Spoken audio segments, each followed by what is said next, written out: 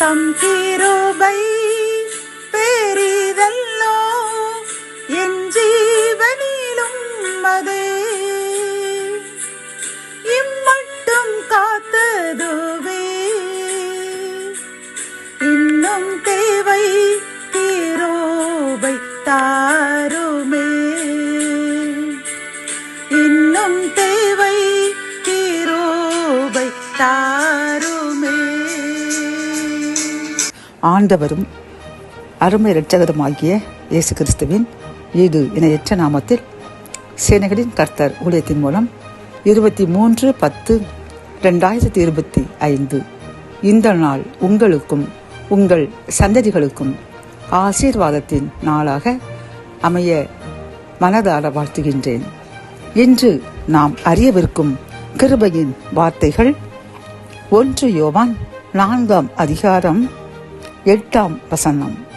அன்பில்லாதவன் தேவனை அறியான், தேவன் அன்பாகவே இருக்கிறார்.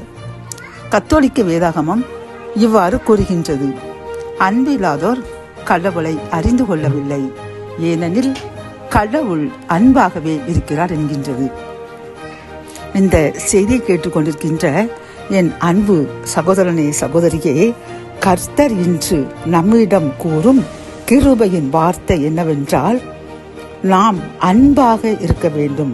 ஏனெனில் கர்த்தர் நம்மிடம் அன்பாக இருந்து அன்பின் காரணமாகத்தான் நாம் எத்தனையோ முறை பாவங்கள் தவறுகள் செய்த போதிலும் அன்பின் காரணமாக அவர் நம்மையும் நம் சந்ததிகளையும் அழிக்காமல் உயிரோடு வைத்து நம் தேவைகளையெல்லாம் சந்தித்து இந்த நிமிடம் வரை நம்மையும் நம் சந்ததிகளையும் பாதுகாத்து ஆசீர்வதித்து வருகின்றார்.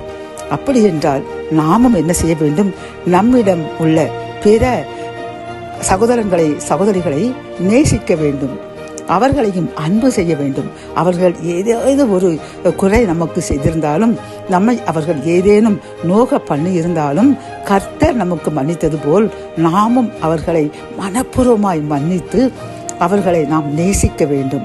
இந்த ஒரு செயலைத்தான் கர்த்தர் இன்று நம்மிடம் கேட்கின்றார் பிரியமானவர்களே. ஆகவே நாம் நம்மை விரோதித்தவர்கள், நம்மை விலக்கினவர்கள், நம்மை காயப்படுத்தினவர்களை மனப்பூர்வமாய் மன்னித்து அவர்களையும் நேசிப்போம். கர்த்தர் நம்மை அன்பு கொண்டது போன்று நாமும் பிறரிடம் அன்பு கூறுவோம். இன்னும் அதிகமான ஆசீர்வாதங்களை கர்த்தரிடமிருந்து பெற்றுக்கொள்வோம்.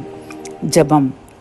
என் அன்பு தகப்பனை, இந்த கிருபையின் வார்த்தைகள் மூலமாக நீங்கள் எங்களிடம் அன்பாக இருந்து எங்களை ஆசீர்வதிப்பது போன்று நாங்களும் அந்நியர்களை சகோதரர்களை அவர்கள் எங்களுக்கு துரோகம் செய்தாலும் அதை மன்னித்து அவர்களிடம் அன்பாக இருக்க வேண்டும் என்று கூறின இந்த கிருபையின் வார்த்தைக்காக நன்றியப்பா. நாங்கள் இன்றிலிருந்து எங்களுக்கு எவ்வளவு துரோகம் செய்தாலும் அவர்களை மன்னித்து அவர்களை நேசிப்போம், அன்பு செய்வோம் என்று உறுதியளிக்கின்றோம். எங்கள் உறுதியை ஏற்றுக்கொள்ளுங்க, அதன்படி எங்களை ஆசீர்வதியுங்க. மீட்பர் இயேசுவின் மூலம் ஜெபம் கேளும் நல்ல தகப்பனே, ஆமேன்.